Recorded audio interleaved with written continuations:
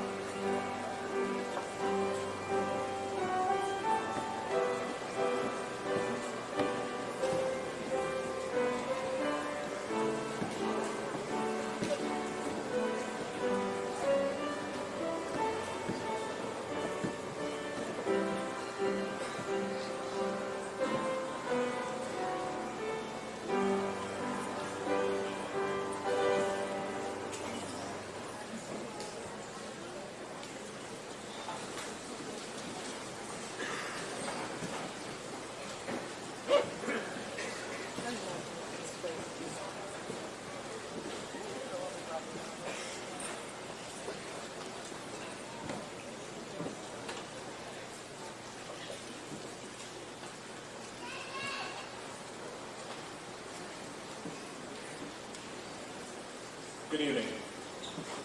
Friends, family, and faculty, welcome to the commencement ceremony of Arthur High School's Class of 2000. Tonight marks not only a celebration of the accomplishments of this class, but also the beginning of the new endeavors the people seated in front of you will embark on at the end of their high school days. As we look at the class of 2000, we must first understand what has molded us as people. There is a quote that comes to my mind tonight. Life moves pretty fast. If you don't stop and look around once in a while, you might miss it. That quote offers us some advice and suggests that we look at the events that have shaped my classmates and I into the people who are seated before you tonight. We are people who lived through Tiananmen Square, the Challenger explosion, and the fall of the Berlin Wall. The class of 2000 saw communism come to an end in Russia, the Olympics come to Atlanta, and the senseless violence of Columbine High School. All of these events have shaped our lives in ways we can't even imagine. But the time has come for us to stop being affected by the events of our past and start composing our own history. Seated before you are the future farmers, businessmen, and teachers. Among my fellow classmates sit tomorrow's doctors, writers, accountants, auto technicians, and community leaders. We are the future of this community and this country. We are Arthur High School's graduating class of 2000.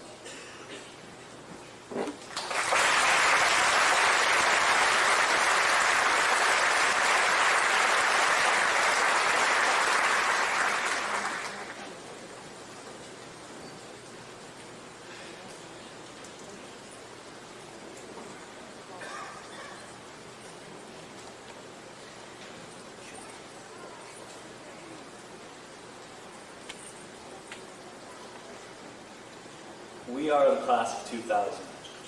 People call us the leaders of the new millennium, the first generation in a new age of Americans, and the last class of the 20th century.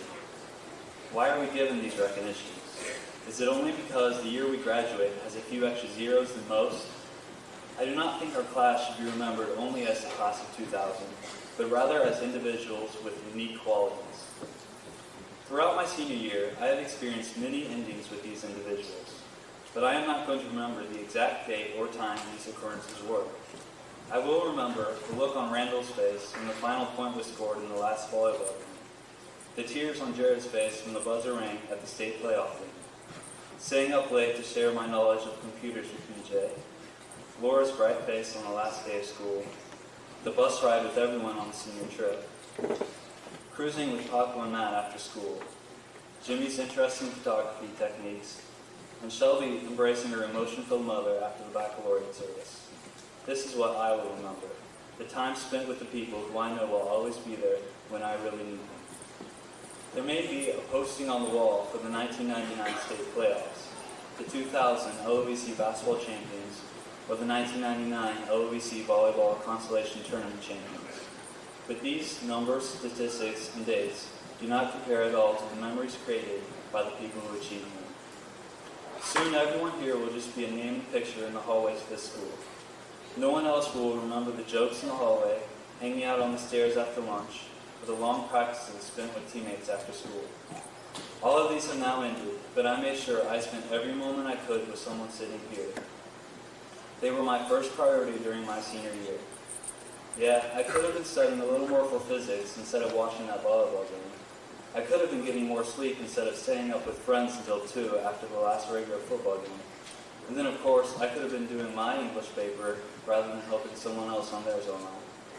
But if I would have stayed home and studied all the time and gotten enough sleep, then my senior year would have just been numbers and grades. Maybe I could have gotten better grades and more awards, but when I am alone and old, I want to remember the night we stayed up until 2 eating pizza and the time we flipped the four-wheeler over on top of us. The awards on my wall and the grades on my report card are not going to matter much then at all. And high school is not just an end. For every ending is nothing more than the beginning to something new. As I journey into that something new, I will have the experiences and the lessons I have learned from the individuals behind me. What is the reason for doing anything if there's not someone there to share it with? I will continue to share my life with many of these people, and when I am sitting where you are today watching my child graduate, I will remember the look on his face when he gets his diploma and how it felt when he gave me a hug afterwards. Not the date he graduated or how many awards he won or recognitions he received, because those are just numbers and pieces of paper. I will remember my class forever because of who they are and the time they spent with me. They were my first priority, and I am proud to be able to call every one of them my friend. And because I can do that, I know tonight is not an ending at all. It is just another date that happens to have a special title. Because I will be able to talk to these people tomorrow the same way I talked to them yesterday. Soon I may have to call them on the phone or drive a little further. There are still many more memories to be made with them. Tomorrow I will remember the time I was able to spend with them tonight, just as I hope you will not remember how you came here at 8 o'clock on the 26th day of May in the year 2000 for a graduation ceremony. I hope you remember sitting by your spouse, relative, or best friend, and how he held your hand on the way in, or how she smiled when she saw your face. And always remember the time you spend with your mother, because Mom is always there when you need her. Life is too short to worry about how far you get, how much money you make, or how many awards you win. Everyone is an individual that can teach you something you have never known before. During my senior year, I have had a quote posted above my desk that became my favorite quote the first time I read it. This quote has been a great source of inspiration for me and gives me all the more reason to spend time with each of my classmates. It says, "Every human being is intended to have a character of his own, to be what no other is, and to do what no other can do." That is why we are much more than the class of 2000. Each one of us has something inside that the person next to us does not. To be able to share that something with someone is the greatest gift I can think of. So make a memory tonight with someone, for memories are the blueprint to your life and the window into someone else's. And if I was given the chance to return for another 4 years of high school, I would not think twice about refusing the offer. It would be impossible, because nothing could have been more perfect than the 4 years of memories I have just made with the most unique group of people I could have ever met.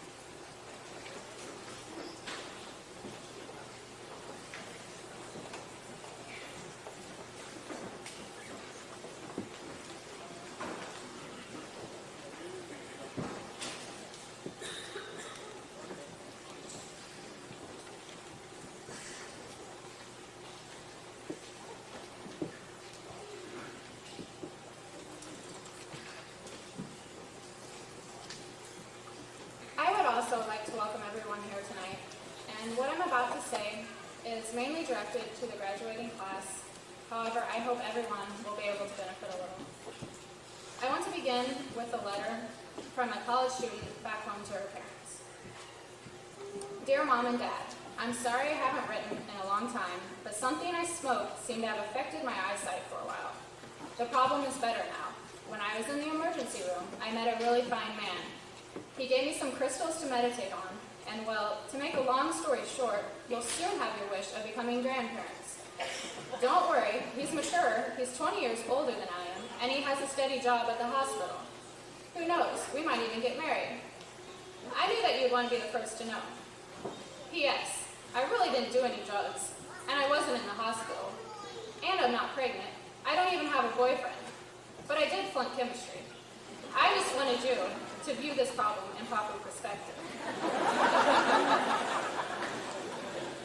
This letter, I feel, is a good example of keeping things in perspective. No, failing chemistry is not a good idea, but it is not as horrid as it first might seem. Like the college student mentioned, there's much worse catastrophes that could happen. Will chemistry really affect her life in years to come? The answer is probably not. We as humans seem to take each small problem and turn it into a disaster. Just like anyone else, you and I both will have disappointments in our lives. Personal trials make us more sensitive, loving, and build our character. Achievements worth achieving are almost certainly going to have some disappointments along the way. Many famous and heroic people have fought against adversity and disappointments to accomplish what they did. Take Helen Keller, for example. She was both blind and deaf, and still yearned to live and keep things in perspective. She once said, although the world is full of suffering, it is also full of the overcoming of it. This is my point. Inevitably, life will have its downfalls, but it's what we learn from those that's important. All through high school, I never stopped to realize how important what I thought of me was. I was always caught up in the moment, what my friends were doing, and what I was doing that night or weekend. I was also too worried about what fellow students, teachers, and the community thought about me. Never did I really stop and think about what I thought of myself. After many years of school, I know I'm not even close to having all the answers, but I think one thing we should work on is to be more self-centered. I don't mean self-centered as selfish, but be more centered on ourselves. We need to first know who we are before we try to tell people who they are. We need to have a clear sense of responsibility for our own thoughts and actions. This means keeping our word and being faithful to ourselves. Believing in what we do and working hard for it. Set our own standards and not compare those to others. It's not whether you're better than someone else. It's, am I better than what I thought I could be? Responsibility for ourselves is also being able to put a situation in perspective. Winston Churchill once attended an official ceremony towards the end of his term. He sat in front of some people who happened to have an opinion on the way he got things done. One whispered to the other, "That's Winston Churchill. They say he's getting senile, that maybe he should step aside and leave the running of the nation to more dynamic and capable men." When the ceremony was over, Churchill turned around and simply said, "Gentlemen, they also say he's deaf." Now, instead of getting mad and defensive of himself, Churchill put into perspective the fact that the men's opinion of him was not worth ruining his day. Sometimes we need to step back and ask ourselves, is the battle worth fighting? We must always keep in mind what is important, and that is us as an individual. So I have a poem to share with you about this. It's entitled Myself. I have to live with myself and so. I want to be fit for myself to know. I want to be able as days go by, always to look myself straight in the eye. I don't want to stand with the setting sun and hate myself for the things I've done. I want to go out with my head erect. I want to deserve all people's respect. For here is the struggle for fame and wealth. I want to be able to like myself. I don't want to look at myself and know that I'm a bluffer, an empty show. I never can hide myself from me. I see what others may never see. I know what others may never know. I never can fool myself, and so, whatever happens, I want to be self-respecting and guilt-free. Although all of us have hopes and dreams of having fame and fortune, that's not what really matters. As we leave this world, the only thing we can take with us is ourselves. So we must first consider ourselves before anything. While keeping things in perspective is easy to say and talk about, I almost lost focus while trying to write this speech. At first thought, all I did was dread writing it, and then, eventually, having to speak it. Instead of putting it into proper perspective, realizing that this is an honor to get in front of my classmates and try to say something inspirational. Not everyone gets that chance, and I should view myself as lucky, and instead of thinking, why me? Everyone else gets to sit back and relax, while I have to stand before an audience and try to be heard. Then I realized, later down the road, I'm not going to remember every accidental pause, every word I stuttered on, and every time I lost my place. What I will remember is the fact that I gave a speech, and why I gave it. What I'm trying to say is situations or problems are never as bad as they seem. Just try and keep them in proper perspective.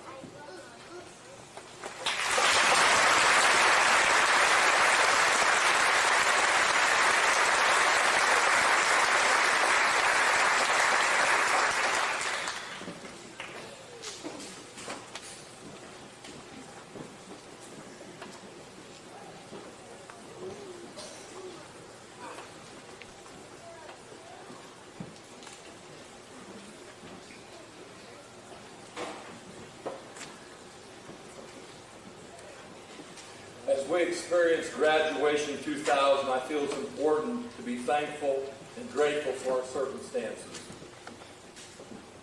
We have a difficult time being thankful. We spend one day a year in November in a truly thankful mindset. It should be the opposite, shouldn't it? One day griping and complaining, and 364 days being thankful. We are thankful for you young people. For this community, we need to be grateful. Various civic-minded citizens filled out $11,000 in scholarships on awards day for these seniors.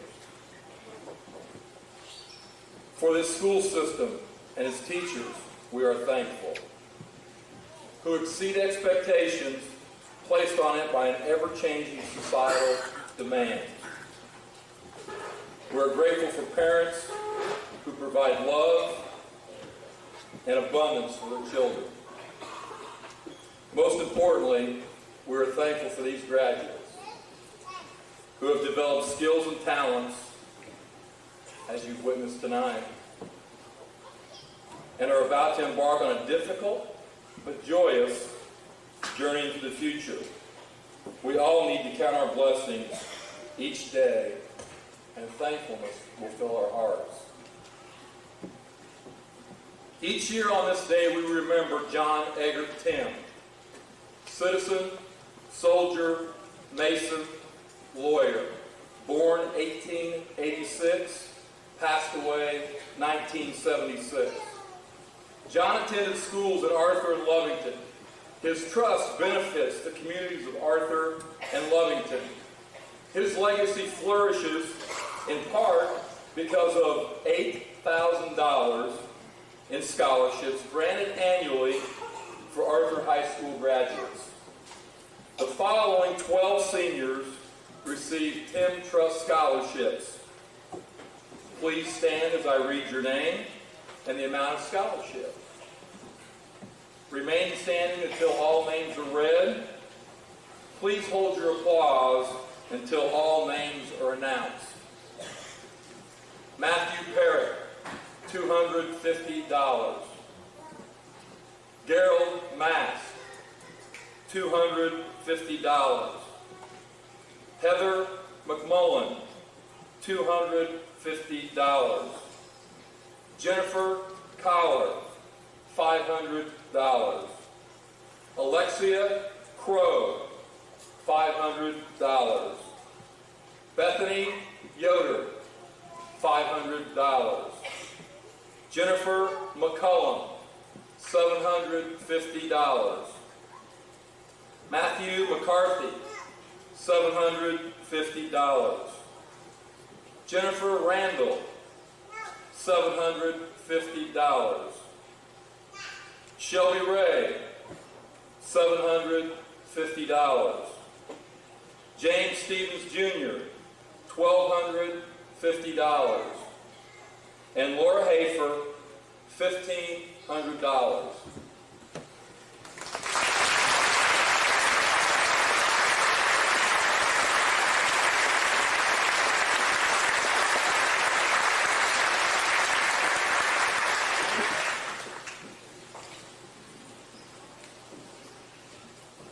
My speech for you, graduating class of 2000, is not a speech at all.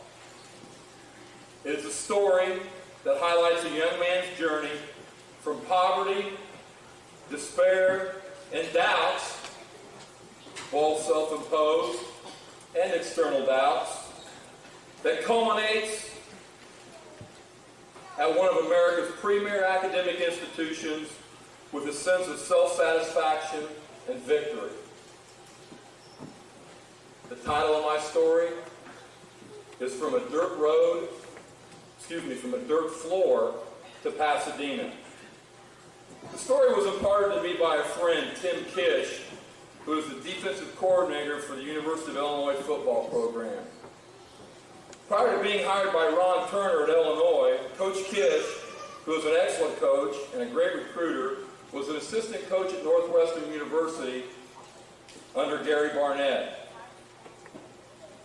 While heavily recruiting a football prep in South Carolina named Corey Chavis, Kish becomes interested in one of Chavis' teammates by the name of Dwayne Bates. Northwestern signing Chavis is almost a sure thing, but Dwayne Bates, the high school coach says, is not a possibility because of his desire to go to school in the South. Stay at home. On his next visit to South Carolina to sign Chavis, to Kish's dismay, Corey Chavis has decided on Vanderbilt instead of Northwestern. Dwayne Bates, on the other hand, who desired to be a quarterback, or at least an offensive player, had been on visits to South Carolina, North Carolina, and North Carolina State, and learned from those coaches that he would be employed only defensively, not on offense.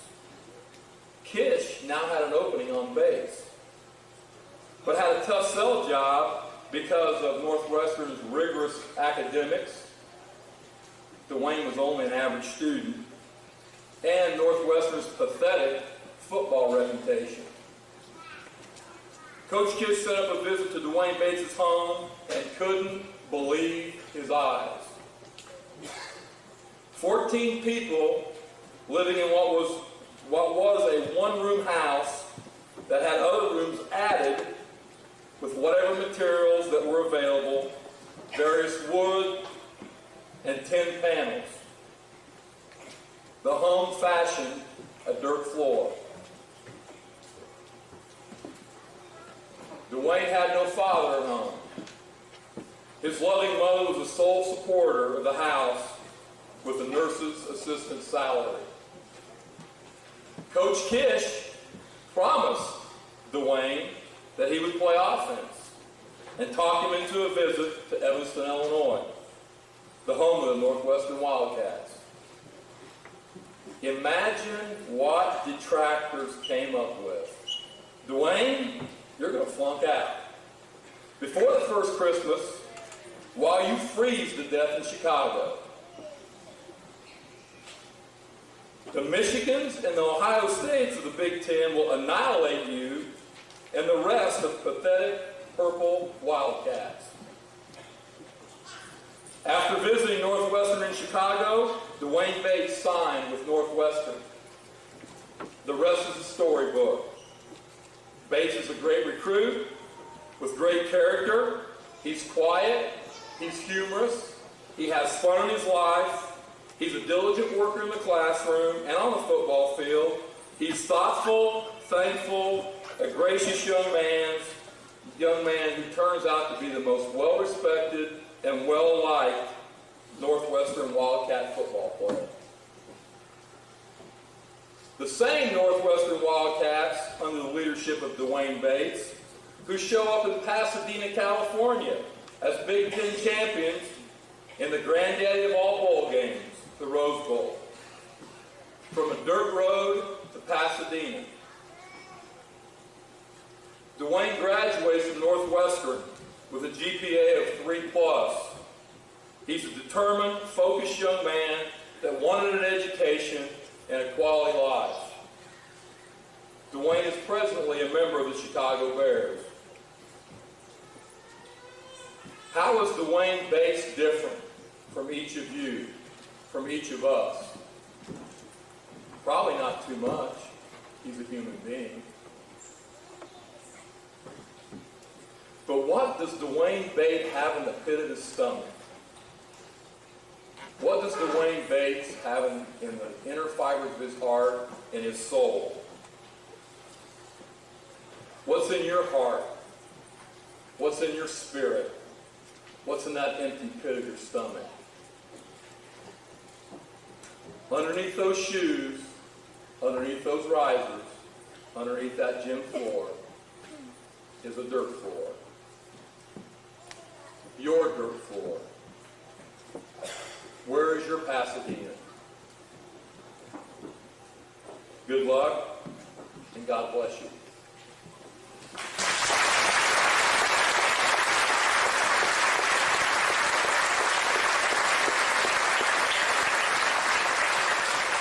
Mr. Froman, Board of Education, I present to you the class of 2000.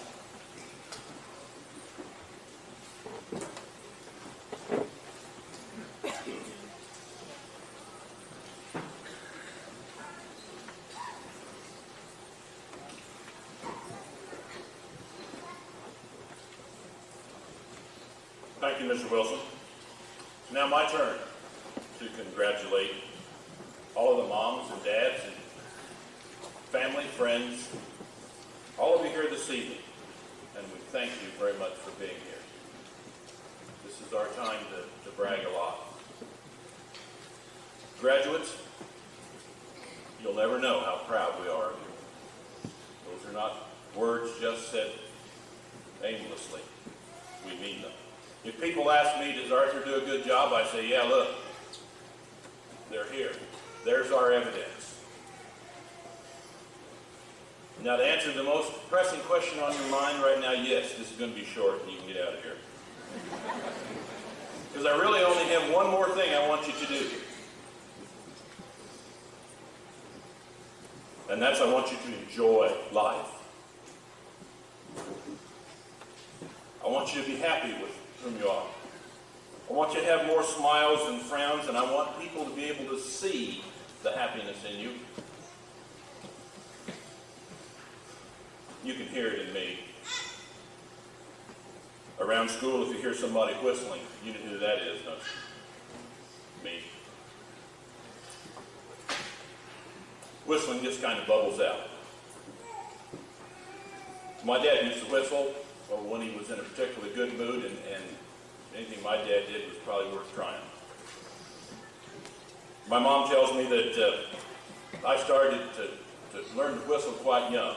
She said I would drag a stool up in front of the mirror, and I'd stand there as I'd watch my dad, and I'd pucker up.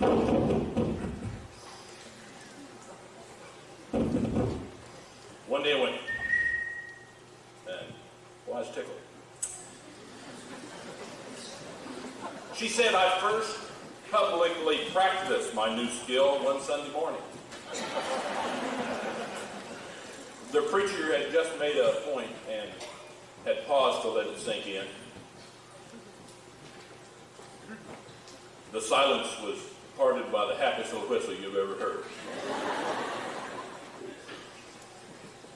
I can tell you that for a fact, back then, discipline was not considered child abuse.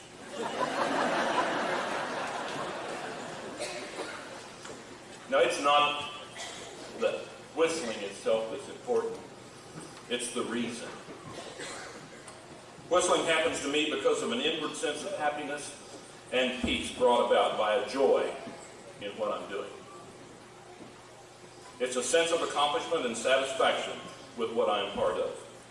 And that can and should happen wherever you are and whatever you're doing.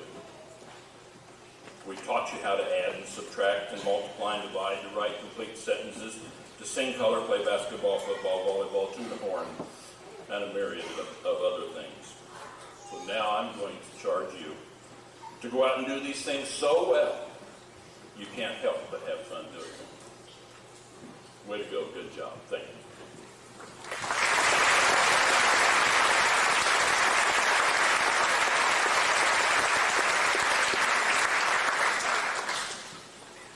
This is a joyous yet solemn occasion.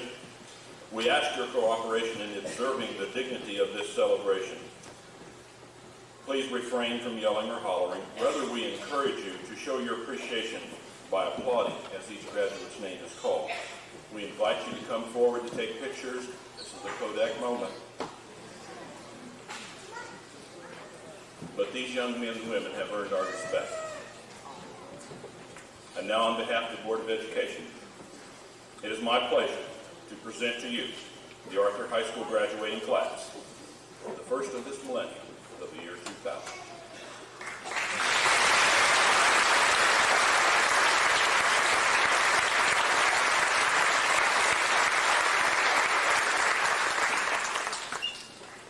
Shelby Brooke Ray.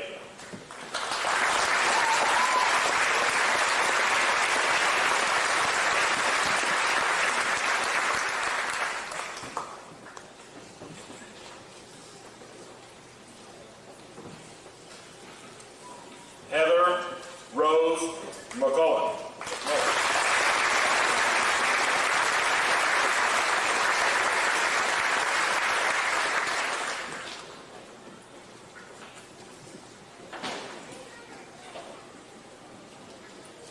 Bethany Lynn Yoder.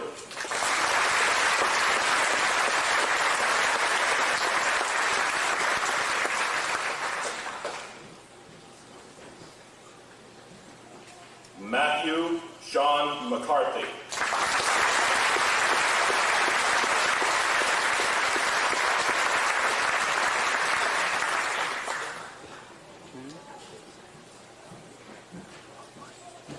Loretta Ann Yoder.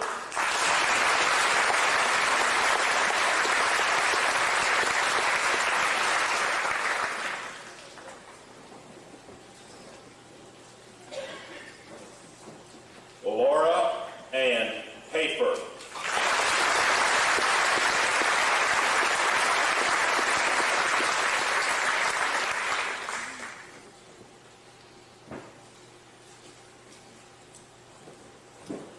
James C. Stevens, Jr.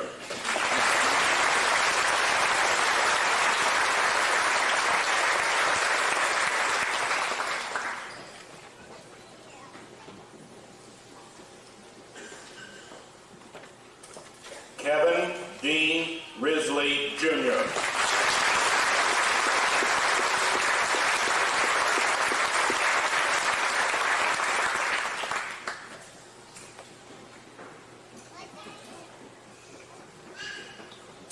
Angela K. Schreiber.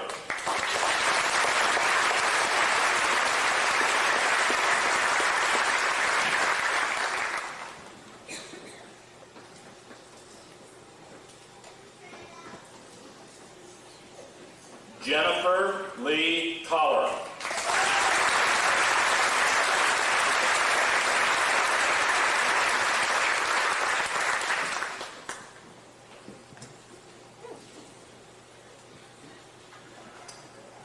Jennifer Ray McCollum.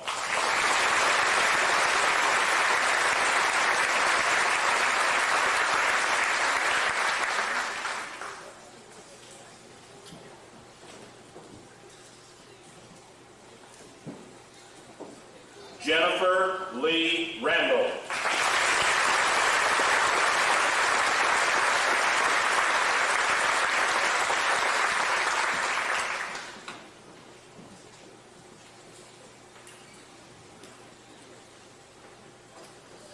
Stephen Lee Daly.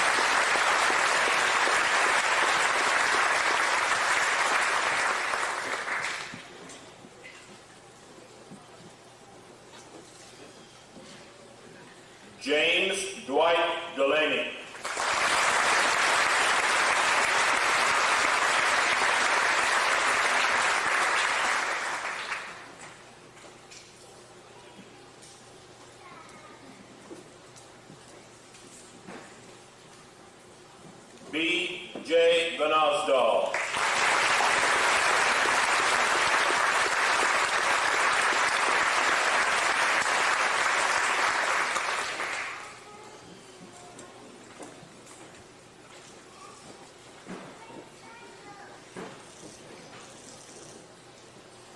Jared Christopher Grant.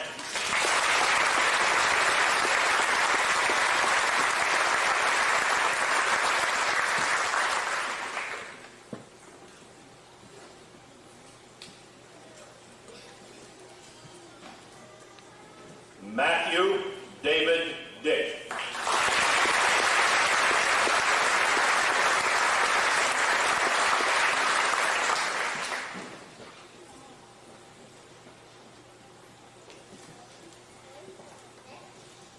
Derek Charles Smith.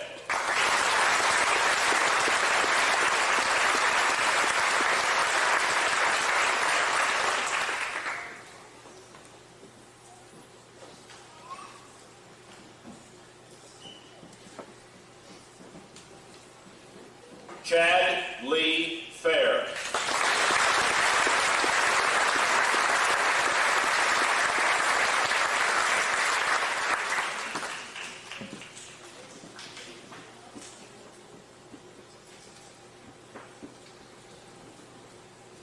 Andrew Wayne Snyder.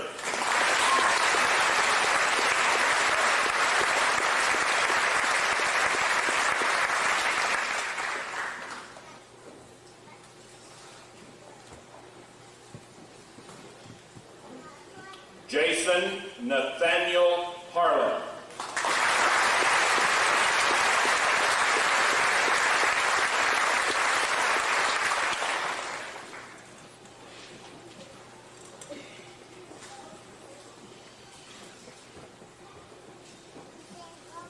Alexia Lee Crow.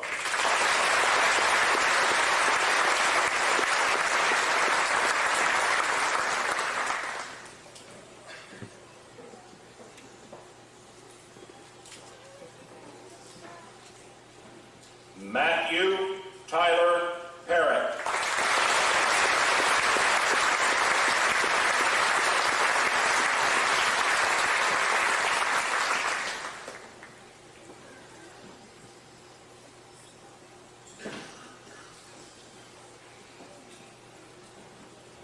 Amy Brooke Miller.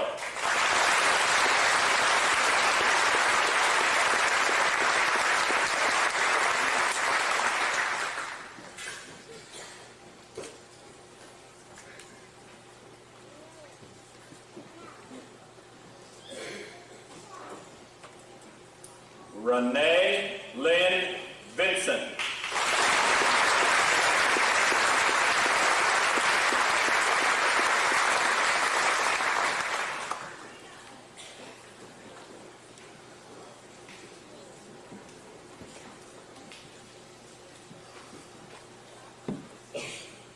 Dennis Ray Cole.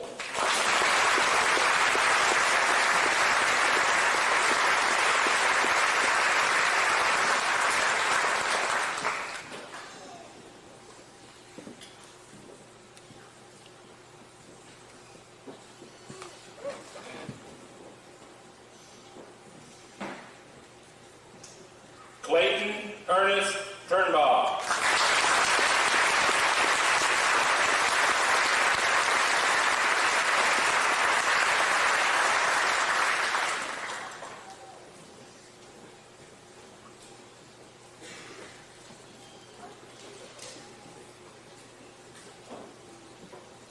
Michelle Lynn Hoggett.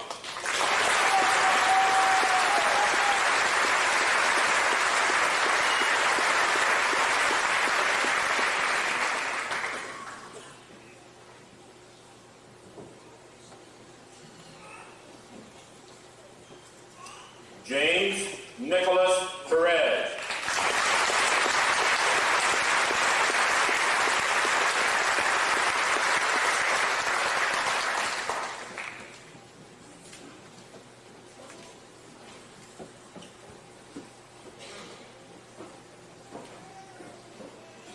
Gerald Eugene Mash.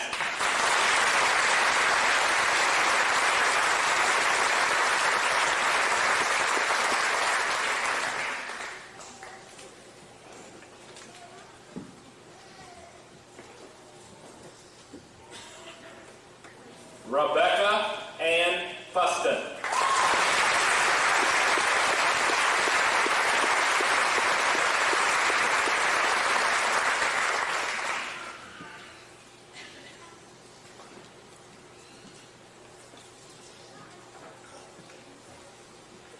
Robert Samuel Wilcox.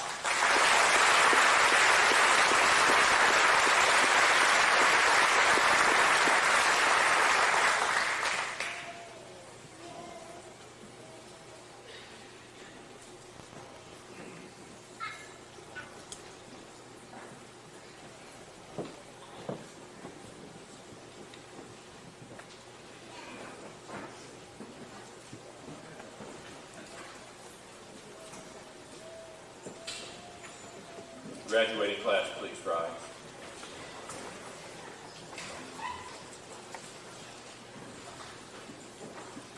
Ladies and gentlemen, the graduating class from Margaret High School for the year 2000. Give them a well-deserved round of applause, please.